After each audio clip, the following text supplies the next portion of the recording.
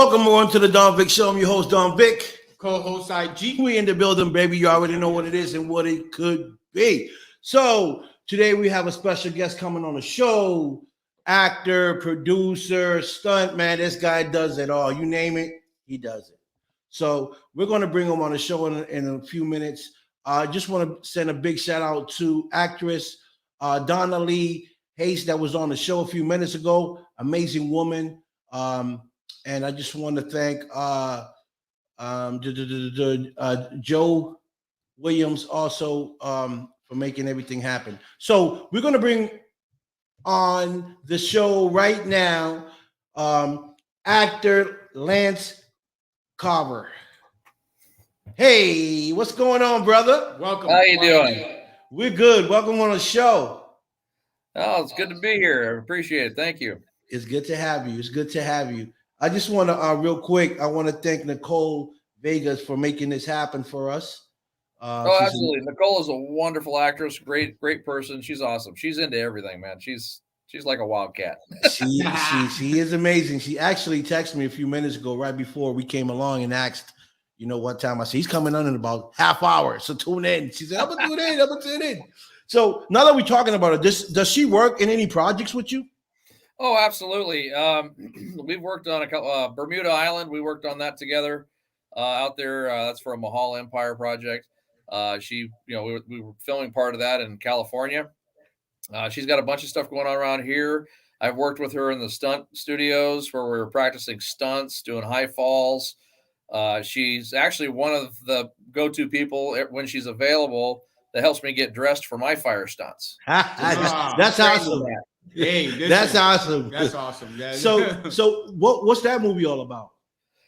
That one is about basically a group of tourists are going to the Bahamas or to Puerto Rico to chill out and have a good time.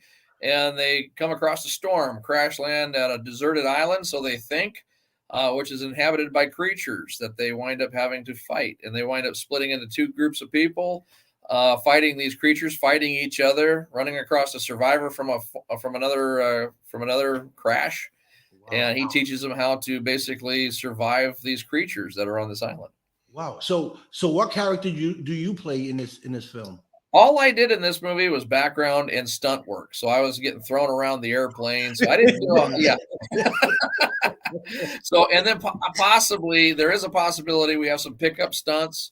I'm trying to talk them into setting me on fire, having me fly through the air into the ocean or the pool, and then seeing me into the water and go down. I have a friend of mine that has a flamethrower, so he can shoot the flame over the water. So it'll look like the plane explodes. There'll be fire on the water, and I'll be floating down there like I'm dying or dead. Man, whoever wants to say, I want to get, put into flames. Mr. Lance does. Oh, man, that's amazing. Absolutely. So, well, who else can have a 9-year-old daughter say, I set my daddy on fire? Oh, yeah. Not many. And what father can say, I set my 9-year-old daughter, my 13-year-old daughter, and my 6-year-old son on fire? What? Oh. Really? They love training. Now, I don't do anything big with them. I just do little hand tricks where they can cover and protect their hands or their arm. And I say, okay, we've step through. And they're like, okay, just do it now. I'm like, relax. So I walk through them very safely, and they love doing it. They just get a kick out of it. Right. So being a stuntman, I know there's a lot of things that can happen wrong.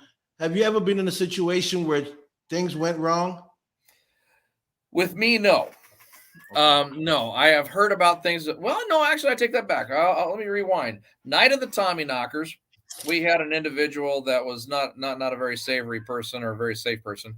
I was playing opposite of Tom Sizemore, a sheriff of a town or marshal of a town that's getting robbed by a bunch of bank robbers. And so I confront them. So part of that is actually a gun battle between me and the robbers. While I was getting shot at by the supposed stunt coordinator. And anyway, he said, well, I can't sit there. It's going to hit him in the face. Well, he didn't stand his ground, and he kind of caved to what the director wanted or what the camera guy wanted, and just kept shooting me in the face. Not directly, but he kept hitting the barrel and everything around in front of me. Well, a shard of that of the ball stuck in my face. I didn't even realize it. And so apparently my face just started bleeding like crazy. So they had to stop the set and clean me up and get me fixed up. It took about a half an hour or so to stop the bleeding, but then we got back in. So yeah, I've had things that could have been bad. That was not a fault of my own, of course, but yet. The most extreme stunt that I do, honestly, is my fire stunts. And I get asked all the time if I've ever been burnt. Right.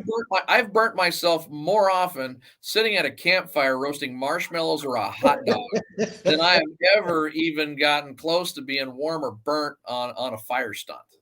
Wow. So because you have to wear some type of uniform for that fire, or Actually, you know what? I might even have some here. I'll show you what it is. All right. This is my hood. I even forgot I had it in here until you mentioned it. It's this. This is my hood that goes on my head. Okay. Right. Okay. It's like underwear. Honestly, it's thin. It's called PBI. This is the new stuff they use. In race car drivers use it, NASCAR and whatnot. Firefighters use it. Now I coat this in a water gel. It's called Zell gel. And so I use a compound to mix up the water. Once it's all mixed, it's thicker than pudding. Literally, it's just you want to get it at the consistency almost of peanut butter if you can, or jam. And it's water. I mean, you can literally just eat it right out of the bucket because that's all it is. It's just water thickener. And then I soak this in it to where it's completely soaked. I put this on. I wear 2 layers of this. So once I have 2 layers of this on, then I have other layers of drier clothing that I put on top of that, and then the costume that's going to get burnt.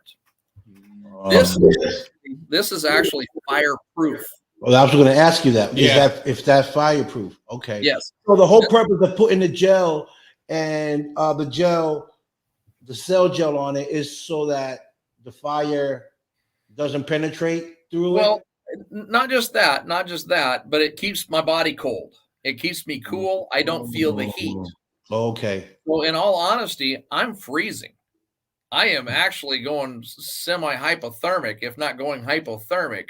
Wow. While you see me on fire, while you see me in a complete blaze of glory and running around like, oh my God, he's in a ball of flame. How are they going to get this one out? I'm freezing. Really? So does the gel makes you cold? Is that what? Yes. Yes. Oh. It's water. It's water. And being in a gel form, for some reason, it just gets cold. It stays cold. It keeps the cold in. Yeah, absolutely. Wow. In fact, crazy. If I feel it starting to warm up, if I've been burning for about a minute or more, and I feel it starting to get warm, as soon as they douse me out with water or with CO2 canisters or whatever means they're using to put me out, I get back up, I start getting cold again. Wow. And especially if I'm outside and it's a breeze is hitting me, it cools me down pretty fast. And if at any time I have to do another burn, like I did 3 full-on burns 2 weeks ago for a James Balsamo movie called It Wants Blood 2. And I'm having fire spit at me, and I'm engulfed in flame by a kaijin. Anyway, it's a creature that I'm torturing. And so he puts up a ball of flame and spits it at me, and I'm engulfed by fire. And I did that 3 times for 3 different characters. And after my second burn, which was my longest burn, I burned for, well, no, it wasn't my longest burn, it was my most intense burn, but I'd already burned twice. So I stepped back and I actually added a little gel, a little bit more gel into my arms, into my pants, just to, if there was anything that felt a little thin or felt like it might have been a little bit warmer, I just patted that up with some gel between my layers. Mm-hmm. And other than that, I didn't feel anything. Wow. So when you're doing a stunt, how do they know when to turn you off? I usually have a signal beforehand. I have a designated team that we all train together. We train. I always have one lead safety. Now they're in charge of all the safety that's going on there besides myself. making sure everything's in place, making sure everybody's in their place, making sure everybody knows their roles, whether they're going to grab water, whether they're going to grab a fire extinguisher, whether they're going to grab a hose, or whether they're holding a wet blanket on the side, just waiting, just in case they need the blanket. I have yet to have to use a fire extinguisher, except for maybe CO2 for, indoor uses. But, outdoor use, if I could use water, I'm not a SAG guy with a SAG budget, and SAG is the Screen Actors Guild union. They usually get paid a whole lot more. Well, I'm going to be there eventually. I'm not there yet. So until then, I have to do this very financially carefully, planned out, because this is a very costly stunt. It costs for the material, the gel. It costs for the fuel, because I buy the fuel and mix it myself to put it up, depending on if they want me to be in a lot of black smoke, whether they don't want a lot of smoke, whether they want, if it's a night fire, or they want it to be blue flame. It just depends on what they want for the movie. Money. Yeah. How would you be? How do they manage to do that? Like you said, like a blue flame. It's a different kind of fuel. It's just a different kind of fuel. That's all it is. Different chemical compounds cause for, like, when you're burning something with diesel in it, it's all a big yellow orange fireball, but it's burning with black smoke. Gas, black smoke, but it's a little bit hotter. If you're burning like alcohol, that's a lighter flame. That's more of a yellowish blue hinge. So it just all depends on what kind of chemical compound you're using. So you're not a SAG actor now? No, not yet. What does it take for you to be a SAG actor? Do you have to have certain amount of films done before you become SAG, or is it you have to pay a fee to get into a union? Like, how does that work? Well, both. You have to be what's called Taft-Hartley-in, or you have to do one SAG project and fill out the SAG paperwork, and then you're SAG eligible. Now, depending on the role, if that role has any lines, or if it is a stunt and it's a SAG project and it is a stunt, then they can Taft-Hartley you in because you're doing that stunt. Then you become SAG eligible. Now, you can do that for a couple of films, a couple of movies. But if I remember correctly, now somebody can correct me if I'm wrong, but I do believe that once you get your third SAG movie that they hire you in, it's join or don't get the job. So it's going to kind of force that hand on you. Right. So if you do be hired, right, as a SAG actor for stunt, is that what you're going to be hired for as a SAG, as a stuntman, not a speaking role, or does it don't matter? Well, it doesn't matter if you're doing stunts and you're doing a stunt on a SAG film. It's more than likely going to be a SAG credit. Most of the time I'm in movies, I have full on lines. In fact, I'm premiering a movie on the 26th. I have 2 movie premieres coming up the 26th of this month. One is for Ember's Edge, and one is for Rogue Angel, that my daughter and my wife play in. So the one movie, Rogue Angel, I'm doing stunt work in there. I play a U.S. soldier, so I was doing a lot of weapons training on that set, and I also did I also played an Afghani terrorist. So depending on how they cut the movie, I could be shooting myself in this movie. I don't know. But my daughter plays the younger version of the lead actress in this, running away. Then her mother gets shot and killed by the terrorists. And her mother is played by her mother, who's teaching her how to speak in Arabic, because my wife is from Iraq. She knows Arabic. Right. We got Nicole here, and she's writing down some names. Mike Vegas, Dorton, Jason, Marcos Velez, Arlene. Absolutely great, wonderful people. So are these people that work with you on your film, OG Silverback? Mike Vegas Dorton used to be a stunt double for what I understand, for Keanu Reeves. Oh, okay. So, but he got out of the game. He stopped doing it for a long time. Then he saw us doing some stuff, and he's like, "Oh my gosh, he got the bug again." So he started coming around. So we started doing some fire training, and he wanted to be a part of the fire training and watch our safety steps, because we really try to go over the top with our safety steps, making sure that not just I'm safe, but my safety guys that are putting me out are safe too. And if there's anybody around us is safe. So there's a lot that goes into it, a lot of training.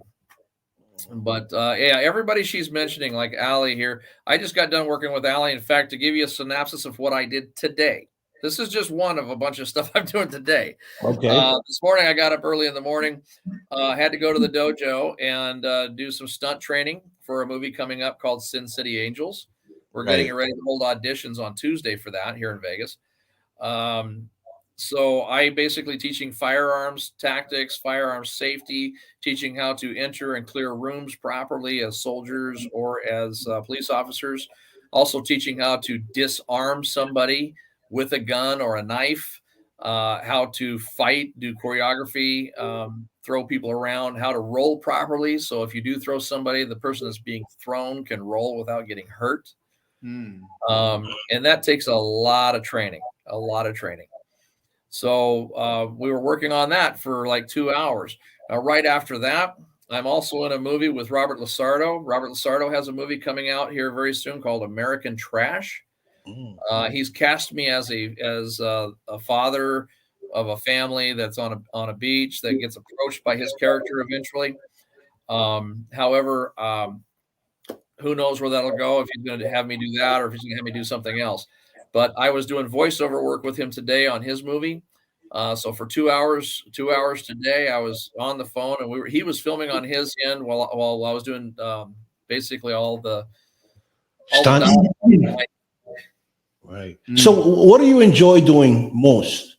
The stunts, the producing part, or the acting part of it? Oh gosh, a little bit of everything, really. I mean, I love the acting part of it. I really do. Which do I like more, acting or stunts? I really like them both. Producing, honestly, is more of a headache for me. I mean, I can do it. He's like, you got it. He's like, I'd rather get burnt, right? You'd rather get burnt They produce. Producing is like pulling teeth, man. I stress out enough. To give you a snapshot, my background, I spent 20 years in the military. Right. 7 years of my military service, I was in combat. So from 2000 through 2006, I was in Kosovo, Bosnia, and Iraq. So I'm 100%. They put me out at 100% total and permanent disability from the military. So I pull I pull a disability, VA disability, 100% from the military in the VA. What'd you do? You shot your toe? Well, let's see. They ask me all the time, well, how many IEDs did you encounter? I'm like, well, it depended on the day. Ooh. They're like, what? No, we would drive around, get blown up, look for whoever looked guilty, shoot them, collect the evidence, and keep going around. And until our vehicles broke down or until some holes leaked out of some of our personnel, and then we would take them back to get them patched up. They're like, well, how many car bombs did you encounter? Well, depends on the week. Sometimes we get 1 or 2 car bombs. Sometimes we get 3 to 5 car bombs in a week. Right. Well, did you ever get hit by them? I'm like, which time? I kept going. Where did you get these questions from? Well, how many times did you get in firefights? I'm like, God, I quit counting that like the second month I was in country over there. I don't know. Yeah. So first of all, thank you for your services, sir. Yes, definitely. Thank you for your services. So being that since you were younger, when did you decide that you wanted to be a stuntman? Or I mean, was it when you got burnt the first time? I mean, how did that come up? Like, oh my God, I never honestly, I never thought I'd start teaching martial arts, and that's what I wound up doing today. I mean, literally, I learned martial arts and whatnot since I was probably a teenager. But from when I was a little kid, I always wanted to be a soldier from a very young age. And I always, unlike most kids playing and reading cartoons and comics and crap, I was reading books like Young Man in Vietnam, different books that were real to life happenings of what happened in combat, whether it be World War II, Korea, Vietnam, World War I. I was raised by a bunch of combat vets from World War I vets. My neighbor behind our house was a World War I vet. My adoptive grandfather was a World War I vet. They were both trench fighters. and then my grandfather was in World War II. A lot of his friends were all World War II veterans. My dad's friends were Vietnam, Korean War veterans. So that's all I ever was raised around. So naturally, what do you play as a kid? You play Army, you play soldier, shoot them up. You play cowboy. Yeah, everything. Yeah. Cowboys and Indians. Yeah. So from a young age, and even in grade school, I was reading these things. My librarian, I think it was the third or fourth, I think it was fourth grade, approached me and asked me why I was reading these books. I said, well, I'm going to be a soldier one day. I want to do good. And she held her arm out and she's like, do you know what this is? So she shows me a tattoo. And I looked at it and I'm like, I gave it a second. I read the numbers and I'm like, you were in Auschwitz. Wow. And she's like, how do you know that? I said, the correlating number to the number is your number, but the letters right here, of course, here. And I pulled one of the books down, opened it up, and I says, right here. It shows right here. The letter corresponding is for Auschwitz. And she goes, I was a little girl there. And one of the things that has always stuck with me that she told me there, she goes, you know what? She goes, I want you to understand, because I know that's where you're going. She goes, I want you to understand, not all German Nazis were bad people. Right. She goes, if it hadn't have been for a couple of Nazi soldiers that had snuck me food, snuck me raw eggs, I would have starved to death. Wow. And she even taught me how to pop a hole in an egg to suck out all the juices without cracking it, breaking it, and leaving pieces around. Wow. Really, really neat woman. I really wish I could have known her longer. And after I left that school, but I lost bases with her. But I will always remember her. I'll always remember the lesson that not all of our enemies are bad people. They just are caught up in what they have to do or what they're forced to do. Right, in the politics stuff world, whatever. Right. Well, I joined the service. I joined the service when I was in high school, a junior in high school. Went to basic training the summer between my junior and senior year. Came back, went back to my senior year. That was when I was in basic training, Desert Shield kicked off. And so I went back and I was up on call all the time for Desert Shield, even though I was going to high school. So I went to school in uniform and got paid. Well, they still do it though, Lance. There's kids here that go to school with their uniform. Oh yeah. And then 2 months before my graduation day, about a month and a half, 2 months, I got that letter that said, "Dear nephew," and I was drafted because they don't have the draft, but if you're already in, there were no laws yet to protect the kids. Right. So it was either go or get out. And I'm like, I've already almost put in 2 years of military service. I've only got a month and a half of high school left. Screw that. I'm not getting out and screwing up 2 years of military service. Right. So I had 3 teachers that flunked me. And also people asked me where I learned my drama, where I trained for movies. I failed high school drama. But that's okay. That's okay. Join the military and have her hate that fact. So you got an interesting background.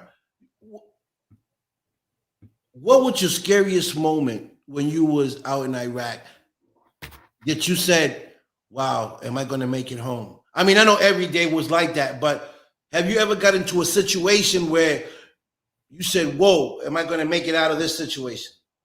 Honestly, at that point, Iraq was my third war.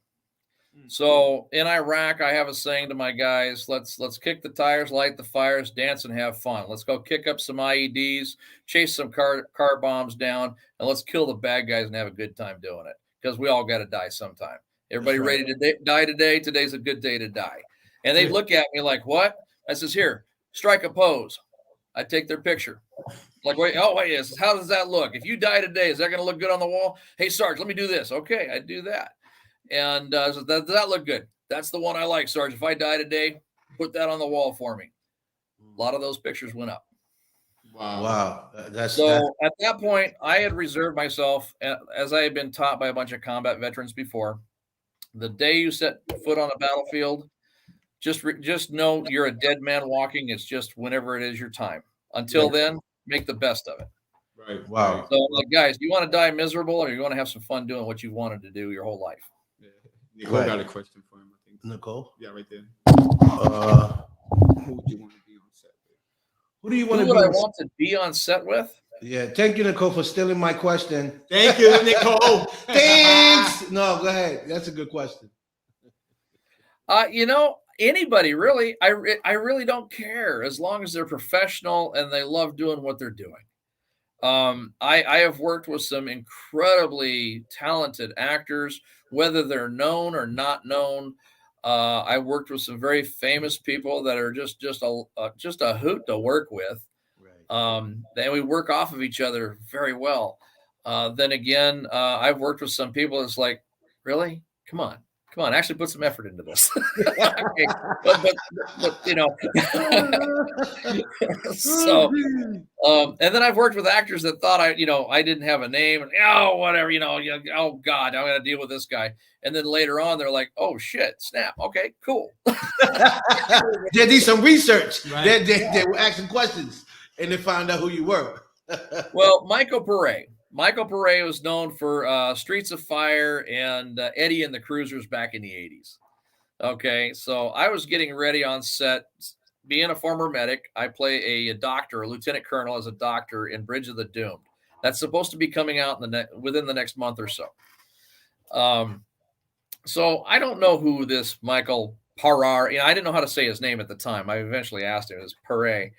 And so this old guy walks into the tent, and he's kind of being an asshole. He's just kind of being a grump.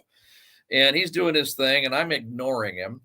And I'm setting up the aid station. I'm setting up, and I'm going over my lines. And he kind of leans over and pokes me, and he goes, hey, by the way, my role calls for me to be kind of an asshole. I'm like, yeah, you're really good at it, too. And I went back to my shit. Didn't think anything of it. Yeah. And he kind of looked at me. Everybody got quiet. And he kind of went to his thing, and he started going on, and he started going over his lines. And I stopped. I looked at him, and I'm like, hey. He goes, yeah, what? I said, you're Michael. He goes, yeah. I'm like, okay, cool. Then I went back. But that was actually setting the stage for what we were going to do, because he outranked me in rank, but I outranked him in position. And in the military, that's a true to fact life thing, that you got to hire ranking NCO or officer that has a lower ranking NCO or officer, but outranks him in the position he's in, especially in the medical field or whatever he's doing. There tends to be a big heads situation. Wow. If you were to write a movie about yourself, right? Oh God, it couldn't be a movie. It'd have to be no. I've actually had this. Oh, okay. If you don't know, there's a whole nother story about me in Iraq that became world famous overnight. You could anybody could Google search it just by Google searching caveman and the hottie. Yes, caveman, and we've seen that caveman, and I was wondering what was that all about. Caveman. Well, caveman. Well, I am the caveman. My last name is Caver. Right. So the Army mispronounced it and misspelled it for 20 years. I don't expect anybody else to get it right either. But everybody just called me Caveman. Right. It was just easier. Hey, Caveman, Sergeant Caveman. So it came from that. So my wife, people ask how we met. My wife is from Iraq. And so I jokingly usually say, well, we met between car bombs. And they kind of laugh and chuckle. Well, I'm being serious. We met between car bombs. She was an interpreter for my unit. We didn't talk much my first tour there. The first time I met her was when my interpreter was almost assassinated, and her driver was killed, and they had to take my interpreter to the hospital. So then my wife, Ezra, she took over at that point. I really still didn't even talk to her until later on that year. Swapped information so I could use her as an interpreter later on. And it wasn't until my second tour that I started really talking to her over the phone and using her as an interpreter. It kind of built. So after a while, my name had grown in Iraq for the last almost 3 years. Her name had grown because she had worked for the U.S. government. So they had a price on her head. They were looking to hunt her down. Wow. My interpreter at that point had been captured my second year. had been tortured and executed. I was called into the command to witness the videotaping. And he's like, well, who is this Ezra Alabi? Who is this? Who is she to you? And why are they talking about the both of you together? And I'm like, well, that's my fiance, sir. Mhm. He goes, well, this was her nephew. Wow. And he goes, congratulations, the price on your head has doubled. Wow. Now she has $150,000 price on her head. Your price on your head went up to $300,000. Wow. It's like snipers. It's like you being a sniper. Well, I am a sniper. I was a sniper. Oh, okay. Oh. Whoa. That's So, why. Be nice. Be nice. Even though he's all the way down there, be nice. You know, Don't snipe me. we're your friends. So, We're friends. I mean, a lot of the people that you see in the movies and whatnot, I got to meet those guys. I got to work with them. I didn't know him very well, but I worked with him on occasion on different patrols that we did. We did Overwatch for him. But Chris Kyle, we were his Overwatch team for his team. My first year in Iraq, we stopped a bunch of car bombs together and whatnot with my unit. So so I knew a lot of these guys and a lot of the battles that they have made movies and TV shows about. I laugh about the movies. I laugh about the TV shows because 90% of it is all funny. To me, it's funny because I see all the screw ups. So, right. Well, I look at it completely different. Nicole had another question. She said, "What character role do you feel best suits you? What character role would be challenging?" Oh gosh, I got somebody that wants me to do like a flamboyant, not gay, but more of a flamboyant, just wacky character, like a very artsy person. Okay. I would have a hard time holding that, I think. And they're asking me to put in for it, to do it through the whole movie. I'm like, oh my God, how am I going to get through that? I don't know. Yeah. See, two things I won't do if I act. I won't wear a dress, and I won't play that role we talking about. Anything else you can play. I won't do any man-on-man kissing. Sorry, guys. That's just not me. I'm old school, so not my thing. I mean, if others want to do it, that's their thing, but not for me. So, right. But she also asked what character she thinks that I would best portray. I've done a lot of evil characters. Let me see if I can find. I do have. Oh, I played John Dooley in Friday the 13th. I am known for that in the underground. Yes, I was going to ask you about that, John Dooley. That's my character. That's my character is John Dooley for Friday the 13th Vengeance. I'm going to go home and watch that movie again, and I'm going to tell my sister, you see that guy right there? I know that guy. You don't know him. I say, hold on a second. Let me text him Here I am without facial hair. Yeah, I was like, what? Look, that's Bridge of the Doom. That one's coming out soon. Right. So tell me about Bloodthirst. You play as Ryan. Bloodthirst, I play as Ryan. This is my character poster. I play kind of an asshole in it. No, that's not a face of an asshole. Ooh, that's cool. Tell me about that movie. That's awesome. Bloodthirst is it's a post-apocalyptic movie that it's fraught with vampires and militia, and then you have survivors that are just trying to get through and survive everyday life. And then the vampires are starving out because they're running out of people. They're running out of resources. And then there's a vampire slayer played by Costas Mandalore, who plays in the Saw series. He does an incredible job of playing the vampire hunter. Robert Lasardo plays the vampire master, and Tara Reid plays the vampire queen. Tara Reid. Ooh.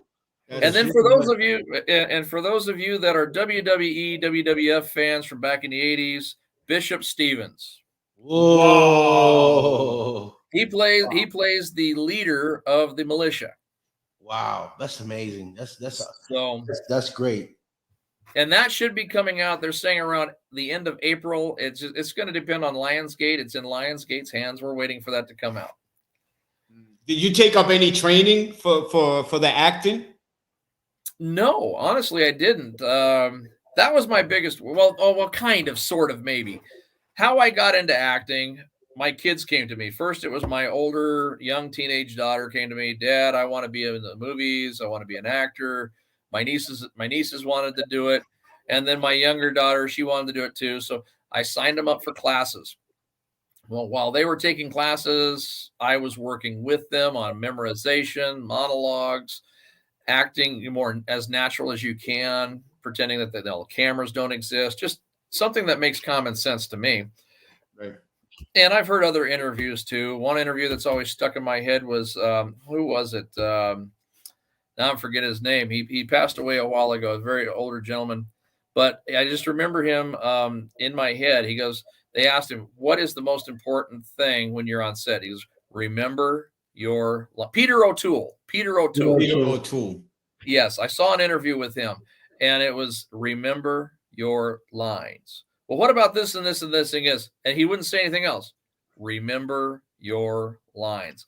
That's the most important thing. And you can work off of everything else, or they can actually get you to do other things while you're acting.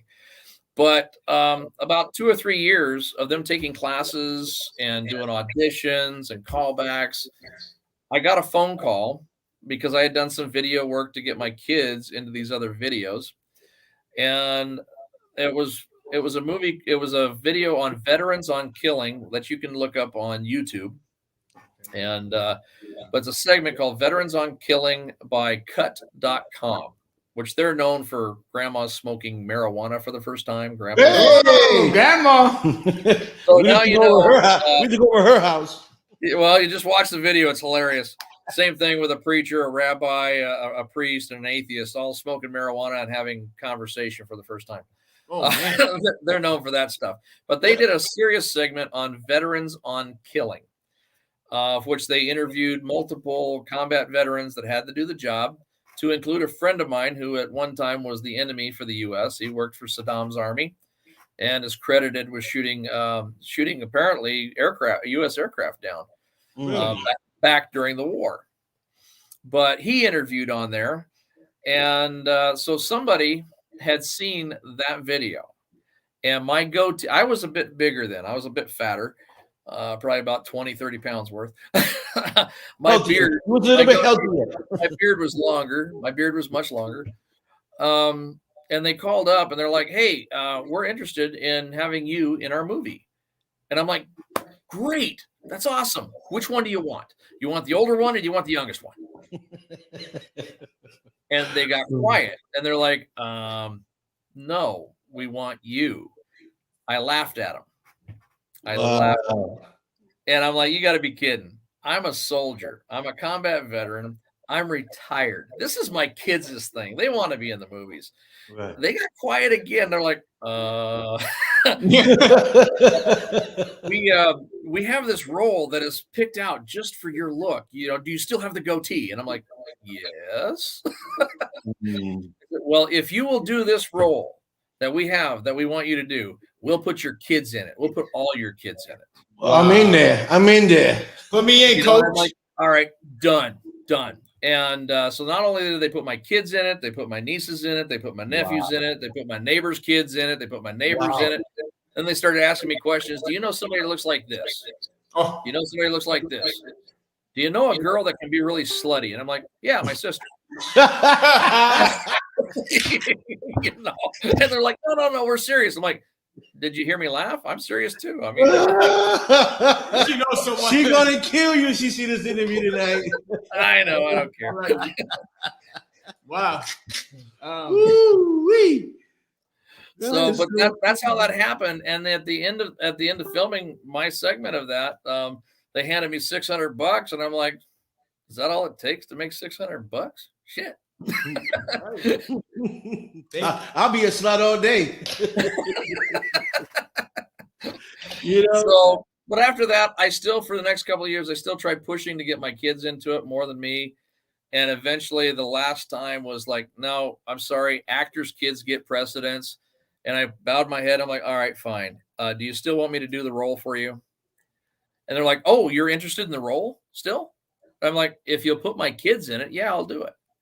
And that's what made the decision for me to go ahead and just start pushing the acting, because apparently everybody likes what I do, how I do it. Apparently I'm okay at it. I don't really know how to judge myself. I don't know how to base myself on if I'm doing a good performance or not. I'm just trying to do the best at being as natural the way it should be in real life as if it was real life, and nothing else is around us. The camera guys aren't there, the PAs aren't there, the director's not there, the sound guys, the shit's not in our face. You know, that kind of thing, as naturally as possible. And that seems to be working. Well, if you ever do a film and you need some gangsters, we can play that very well. We natural at that. Absolutely. You need the gang look. You need the hood. You got us. We do it. We do it very well. Lance, I love the heart of that your kids have, but I do not want to get burnt. No. Anything else, gangster? I'll be a tough guy. I'll carry a gun and everything. But if you're gonna put some flames in front of me, that's your job. Hey, you got it. If you know anybody that needs somebody to be set on fire, have them call me in. We got you. We got you. Or I can do training seminars and get people ready up to do different kinds of burns if we need to. So do you enjoy training the the people to do stunts? You enjoy that a lot? I haven't really been training them that much. I really just started, and I'm not doing anything outlandish with people. Just simply because everybody needs to learn at a base level. In my mind, because of my years of martial arts and because I am at the age I'm at, I have a lot of old guys my age, that look older than I am. And say, hey, dude, I'm a disabled veteran. I'm in my 50s. Man, I'd love to do what you do, but I just can't. And I'm like, dude, I'm a 100% disabled veteran. I'm in my 50s. I'm jumping off 40-foot, 50-foot buildings and platforms into airbags. I'm setting myself on fire. I'm doing these tumbles and these falls and these throws.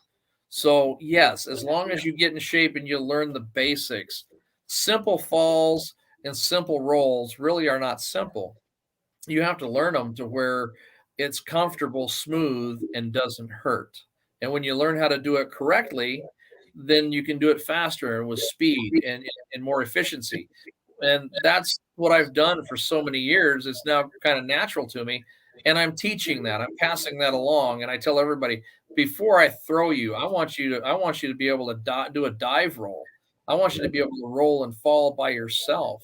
And then I'll work on doing a hip throw and having you land on a pad, like that.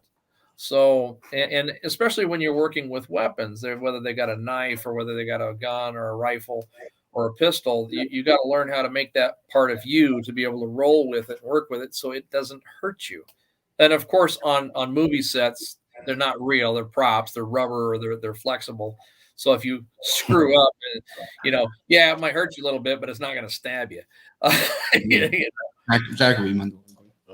Yeah, Nicole got jokes. She's a comedian as well as an actress. She wants to train in the woods. If she's talking about the woods, come on. No, Nikki, not happening. Well, let me tell you, I did train in the woods, but it's a movie called Ember's Edge, where I'm one of the leading actors in that one. I'm starring in it. That's the one that's premiering on the 26th of this month, 26th of February, here in Las Vegas, Nevada. Oh, so you're in Las Vegas. Okay, that's awesome. Outstanding. So if you guys want to come out and see that, I think there's a few tickets left. There's not very much. It's almost sold out. Yeah, Vegas, huh? Yeah, that might be. And then we can do a red carpet interview. You could do a red carpet podcast. Why not? Yeah, the Don Big Show here live at the movie premiere. Okay, so you're you just did your first reel, right? No, I haven't. My first reel, believe it or not, was put together by a high school kid. Beloved Beast. The part of that is Beloved Beast. I worked on that. 4 years ago. Okay. I can't remember. That was a long time ago. Okay. That is an incredible movie. It's about 3 hours long, almost 3 hours long. And I wound up taking somebody else's role that couldn't be there. So he called me in and said, "Hey, I need a thug. Can you come in?" Yeah, he goes, "Well, it's all the way up here in Arlington, Washington." I'm like, "I'm on my way." I took the hour and a half, 2-hour drive through the pain in the ass of I-5 and Seattle, Washington to get to Arlington. And we went to the Arlington airport, and we basically I was playing a thug kidnapping these young girls.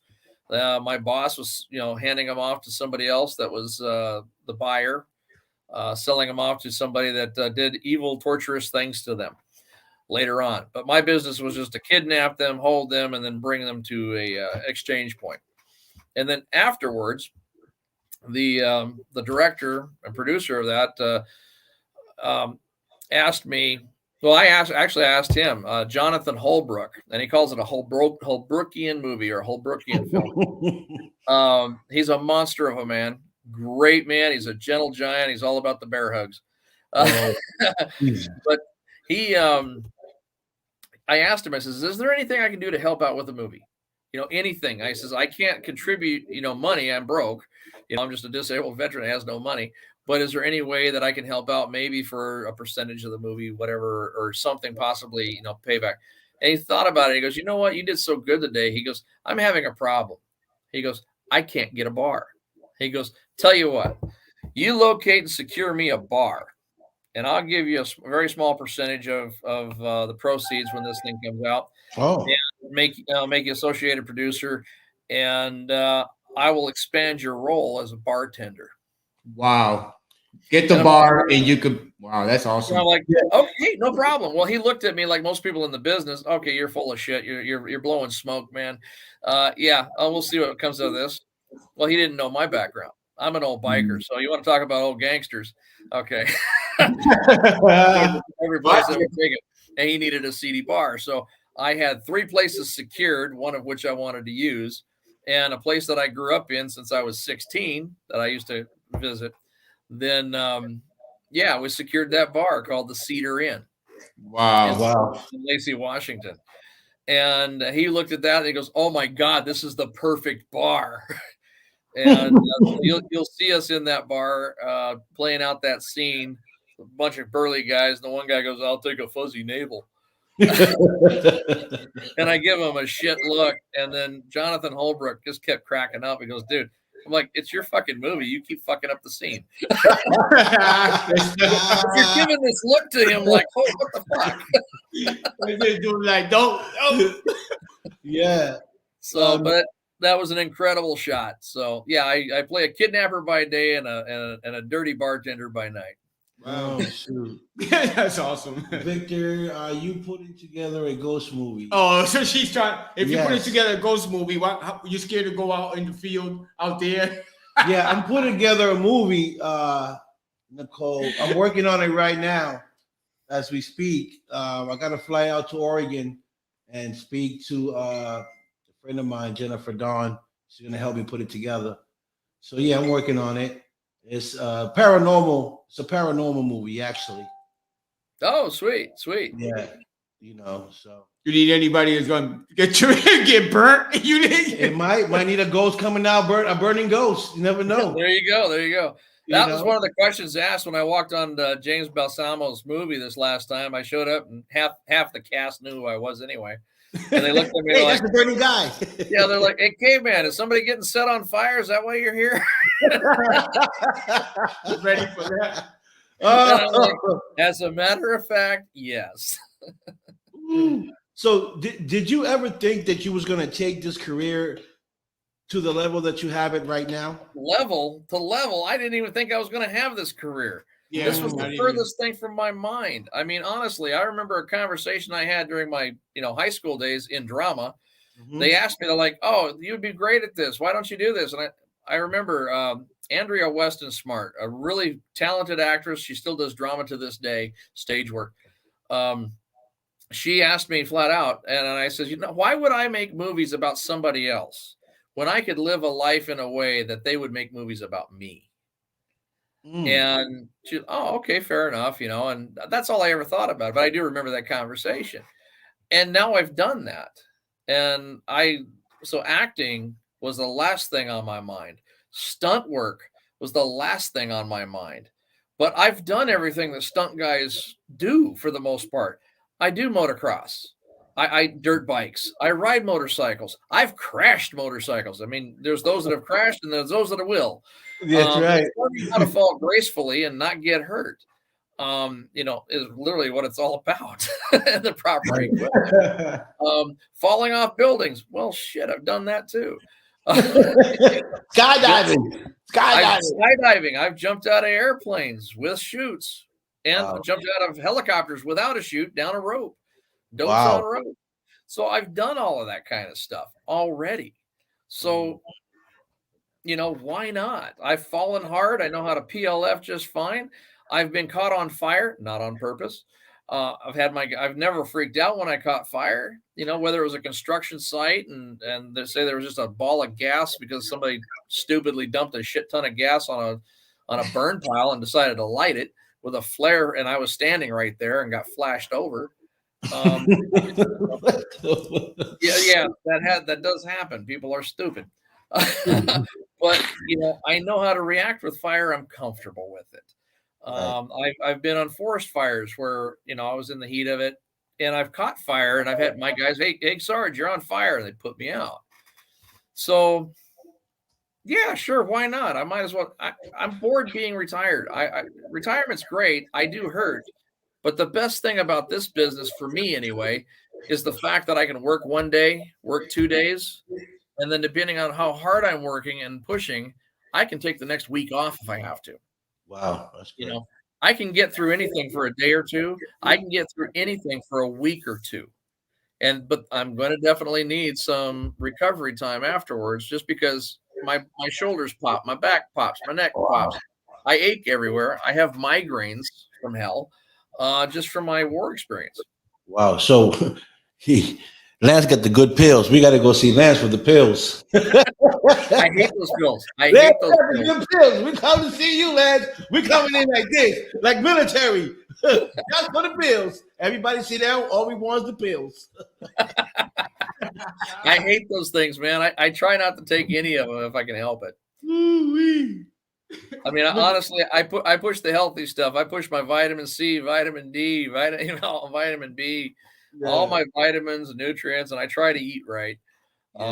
It took me over 10 years before I could actually walk a treadmill again. Really? With any kind of intent. I still can't run very good for long periods of time. I have to walk a stiff walk. Jogging just kills my back. Wow. I've got vertebrae that are kind of compressed and off kilter. I've got migraines, so if I concentrate too hard on things, I start getting migraines to a point where I can't even function. So when I'm doing stunts, I have to make sure that I do things in a way that is gentle on me, as gentle as possible. Oh, so dealing with Nicole, yeah, that might be a problem right there. She just said that might be a problem dealing with Nicole. Nicole, you are not old. We are not old. We are gold.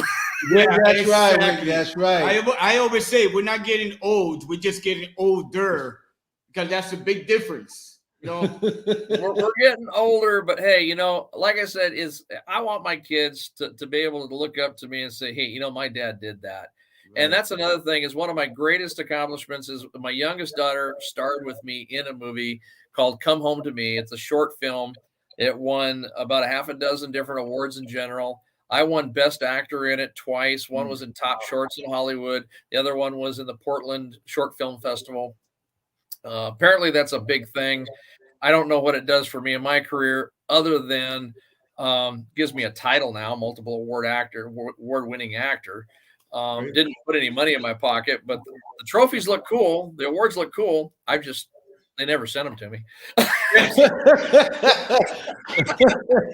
Award-winning Lance Cameron. We're going to hold this for you. Oh, man. Did they at least send you a picture? No, I had to look the picture up to see what it was. Oh, geez. No certificate? Not a certificate? Well, there is a certificate that they sent to the producers, so I can probably screenshot. I think I did screenshot and put that up on some of my postings. Wow. Yeah, they gotta do a little better than that one. Yeah, Well, maybe one of these days. yeah. But, the cool thing is that my daughters, my kids, and their kids down the road will be able to look at and watch these movies and say, "Hey, look, that's Grandpa. Hey, look, that was Dad and me." You know, Right. it's better than a family portrait. It's better than a family picture. You're leaving a legacy behind, and that's what I want to leave for my children and for people to remember me by. I want to leave a legacy. People to talk good about me and things that I can help people do and connect people. That's what I want. That will never die. You know, Exactly. that will Exactly. never die. A legacy, that's what you take with you at the end of the day. You're not taking no money. You can be the richest man in the world. You're not taking that with you. What you take with you is your memories, Exactly. the good times you have, and the legacy that you leave behind of what you've done. Well, in the movie industry and the stunt industry, we kind of have a saying, or at least the old timers do: pain is temporary, the movie is forever. That's right. You That's know, right. I'll heal. This bruise will go away. But did you get the shot? Did you get the shot? I don't want to do it again. Did you get the shot? I don't know about the shot. Damn it. Okay, let's do it again. So are your kids 100% into the movie now since you put them in, or it was just My a older temporary ones? thing? Yeah, good question. Good question. My older ones, my older two, when they realized, well, the oldest one first, she decided, well, she's now 19, but she decided, oh, this is work. I don't want nothing to do with it. The next one down, she loved doing it for a time being. And after a while, she realized there were more fun things to do rather than getting up to get to the set, to memorize the lines, to go, she liked the buffet table. She liked the snack tables more than she liked actually being on set. Crafts and services, lunchtime. My youngest daughter, however, and my son. My youngest daughter is now 9. She'll be 10 next month. My youngest son is he's 6, and they are just thriving on it. My youngest daughter thrives on it. She lives to be in the next movie. That's In awesome. fact, when Robert Lasardo called me up and asked me, we're having a long conversation. We usually do because we are friends and we talk to each other regularly. But he's like, "Hey, brother, I want to ask you a question." Yeah, what's up? He goes, "I've got this movie I'm working on, and I'd like to cast you in it." And I'm like, "Really? Okay." And he goes, "And I want to ask you too." He goes, "Would your daughter mind playing your daughter in this movie? Because I want to cast you as a father, and I'd like to have your daughter play your daughter in this." I says, "Well, ask her, man. Hey, she's right here."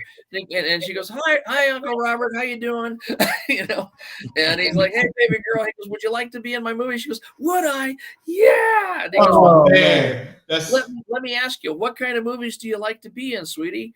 And he goes, "Anything, Uncle Robert. I want to do every movie."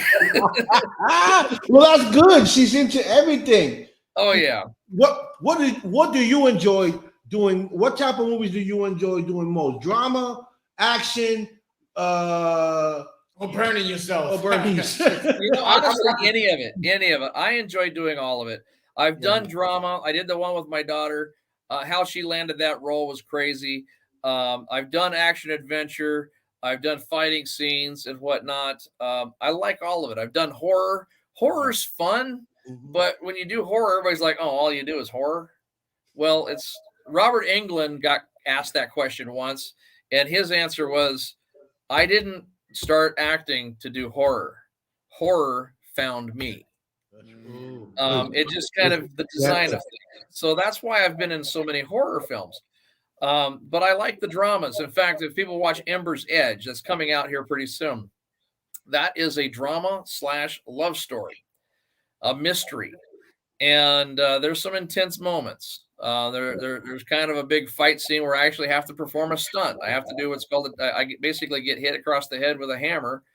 And I do a big fly back and bounce off of some furniture onto the ground. I think I did that stunt maybe 20 times, 25 times.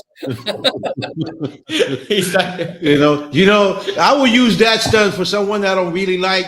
I said, "No, you didn't do it right. Hit your head again. Nope, do it again." Until he knocks himself unconscious. I'll be like, "That's the one. Got it." But you're not actually hurting yourself. You have to do it to where it's repeatable. And you just got to be careful and know what you're doing. That's so I like doing everything. I do have one possibly coming up in Australia. That's the big enchilada. That one, if it happens and it comes through, it's not one movie, it's 3. I have the leading role in it. And this is a stretch, guys. I really got to act for this one.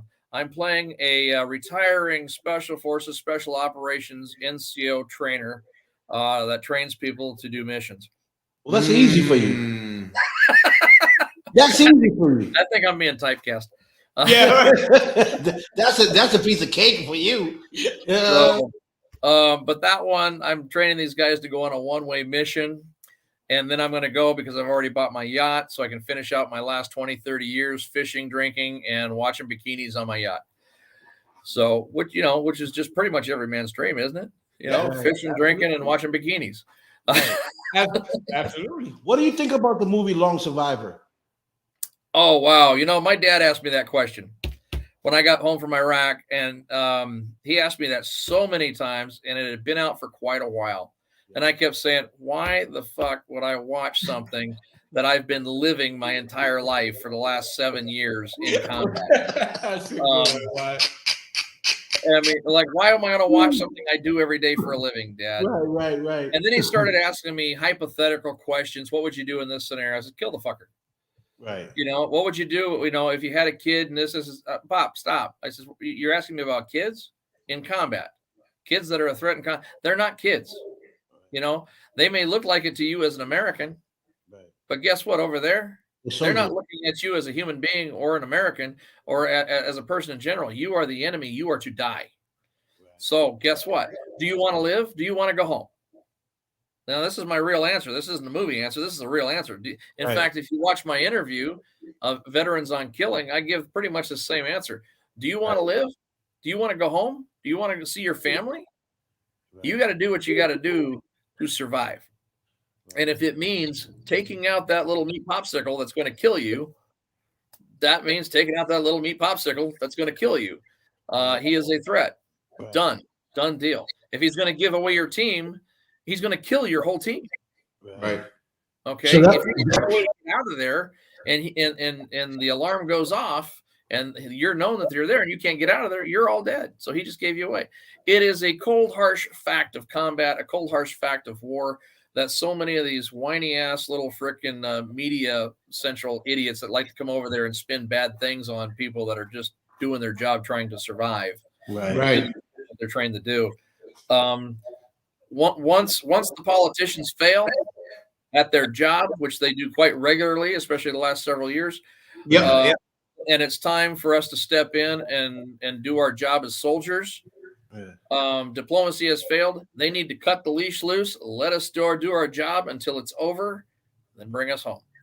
But leave us the fuck alone until the job's done. But they haven't been able to do that for the last couple of few wars. Right. They put a leash around us, and we're not allowed to do what we need to do. Right. So that's what causes problems. Wow, and it must be scary because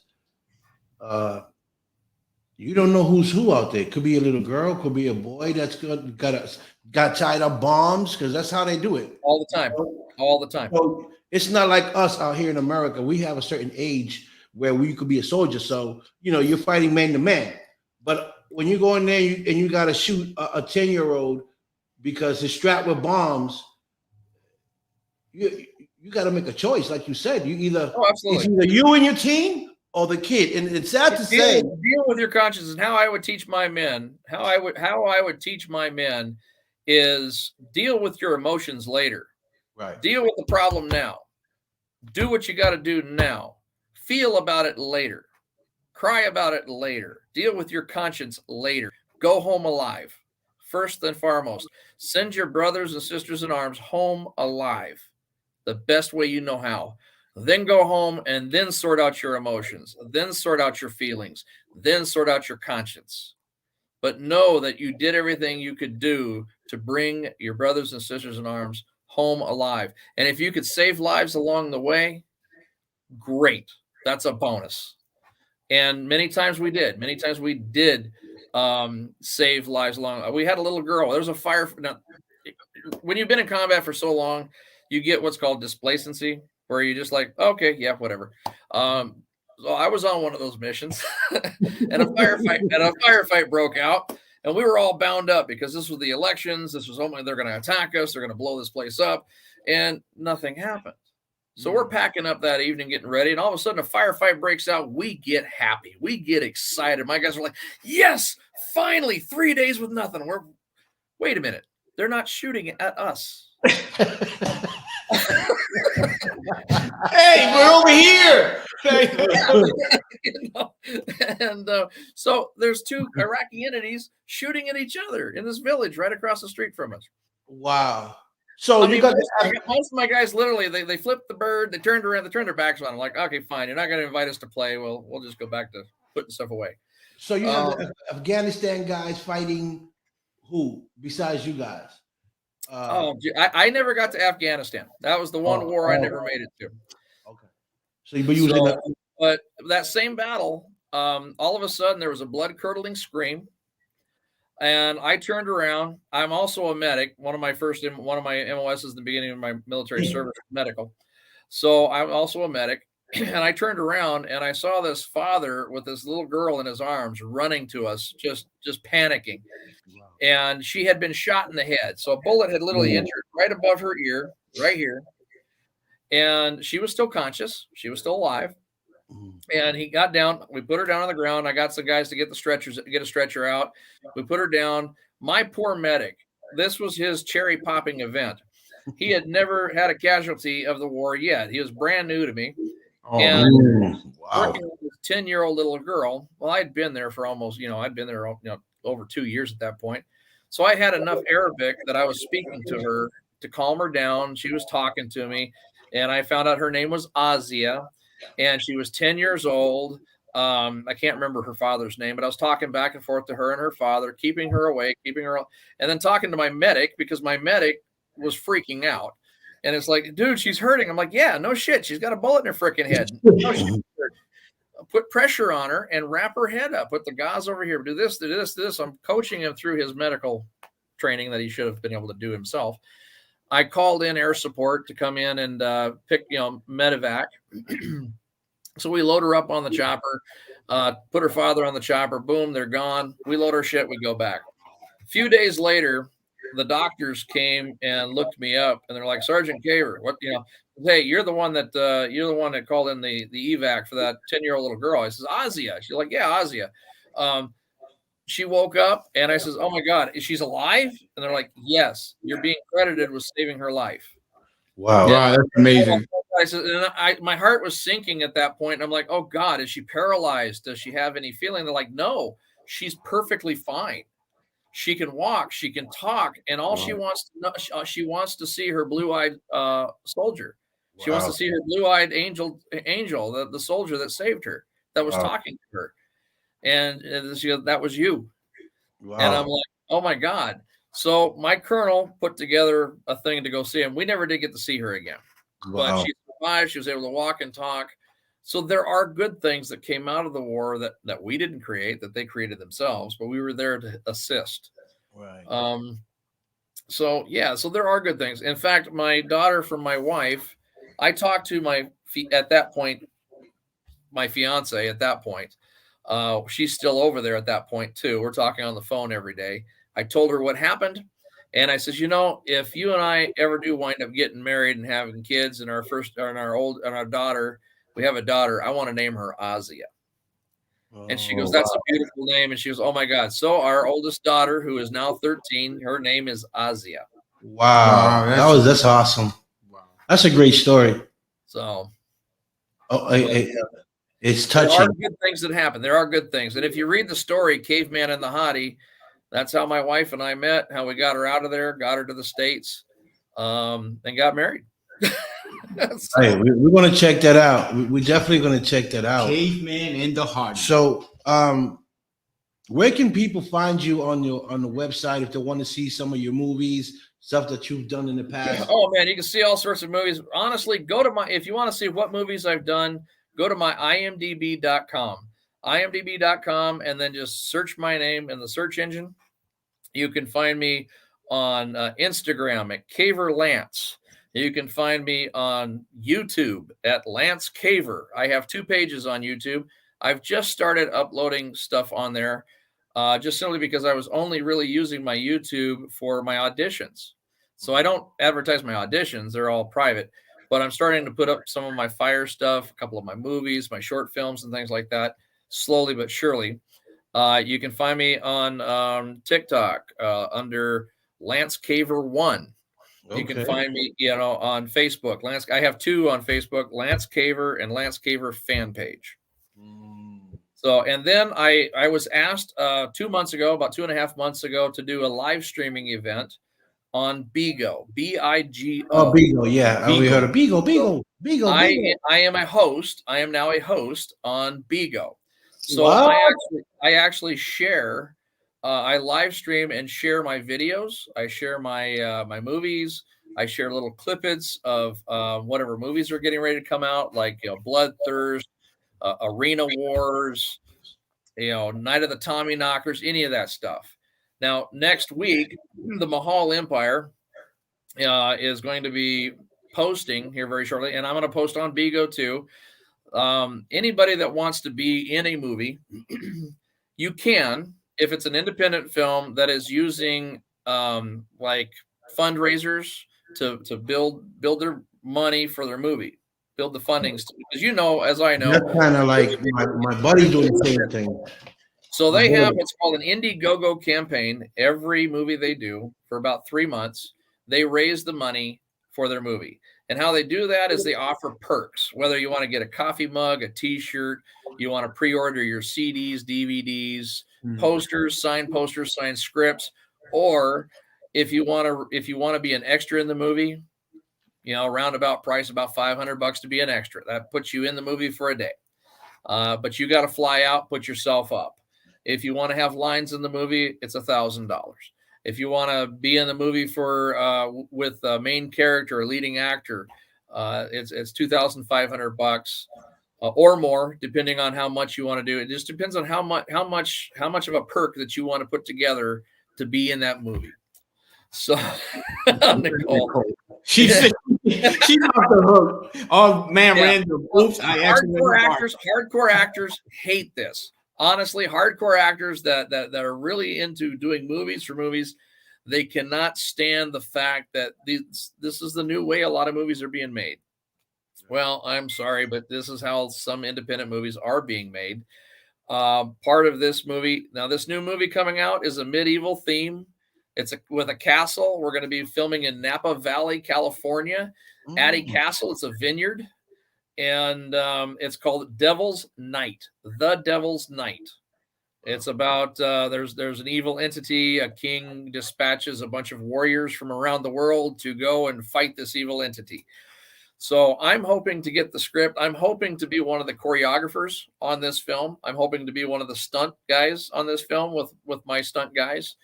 I'm hoping, because it's a medieval theme with the devil in it, I'm hoping to set somebody or myself on fire. I was waiting for that part, So, I will be announcing that on Bigo, my live stream, and my name on Bigo is Lance Caver. I don't have an alias. I don't use an alias other than Caveman. Oh, the Fireman. The Fireman. We're gonna give you a name. The Fireman. Lance Caver, the Fireman. Hey, the fictitious Human Torch has nothing on me. So you're basically busy. You're doing a lot of work. You got a lot of stuff going on the table.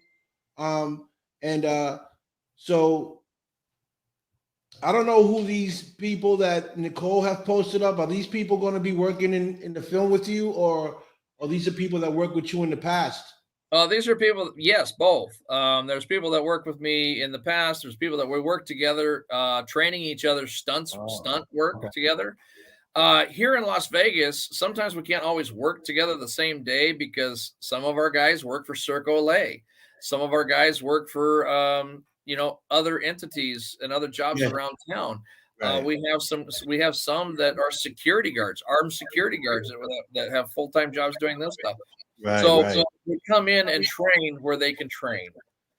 And so, like I said, like even with my last fire stunt, I had such a short notice.